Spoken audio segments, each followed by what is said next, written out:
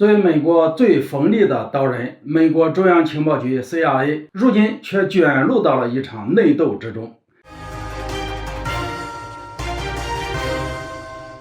大家好，我是江一华。从冷战开始到苏联解体，美国中央情报局 CIA 在相当长的一段时间里，成为了美国全球战略最锋利的刀刃。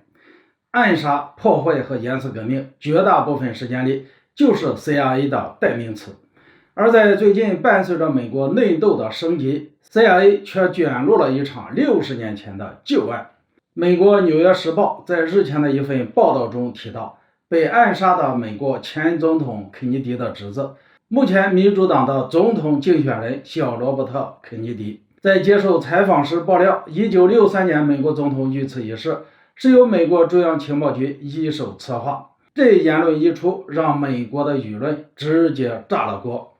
1963年的10月22号，震惊全球的肯尼迪遇刺案爆发，行凶的枪手在被送往监狱的路上却被一个夜店老板开枪射杀。这件事情的发生让很多人怀疑，枪手的刺杀或许并不是个人行为。总统被杀这种大案自然有后续调查，然而在事发的5年之后，当年参与调查的美国司法部部长罗伯特·肯尼迪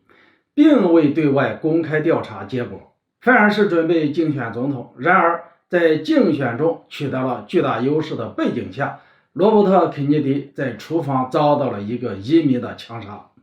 坦率地说，即便是60年后的今天来看肯尼迪遇刺案，也会觉得有许多的疑点。最离谱的是，在当年美国很多人都质疑政府公开的调查报告，结果 CIA 却出了一份声明，声称那些诋毁奥伦委员会报告结论的人都是阴谋论者。坦率地说，现如今这个小罗伯特·肯尼迪翻出了陈年旧案，是真的知情，还是故意迎合美国互联网上的阴谋论舆论？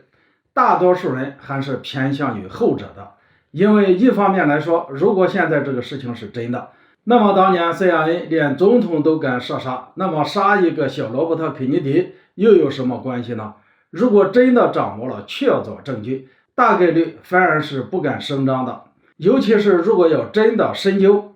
牵扯的利益集团极大，可能真的会死很多人。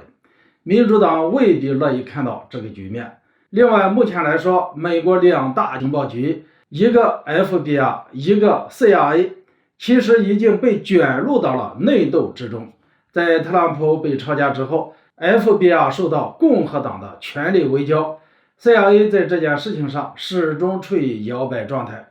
毕竟在中美洲、南美洲和非洲， CIA 干了不少的脏活，财政相对独立一些。现在的小罗伯特·肯尼迪打着复仇的旗号针对 CIA， 其实就是在为民主党敲定一下这个情报机构要求站队。而这类复仇的戏码的确是美国民众喜闻乐见的一种形式，能够得到普遍的欢迎，对支持者也有好处。好了，今天就说到这里，咱们下次见。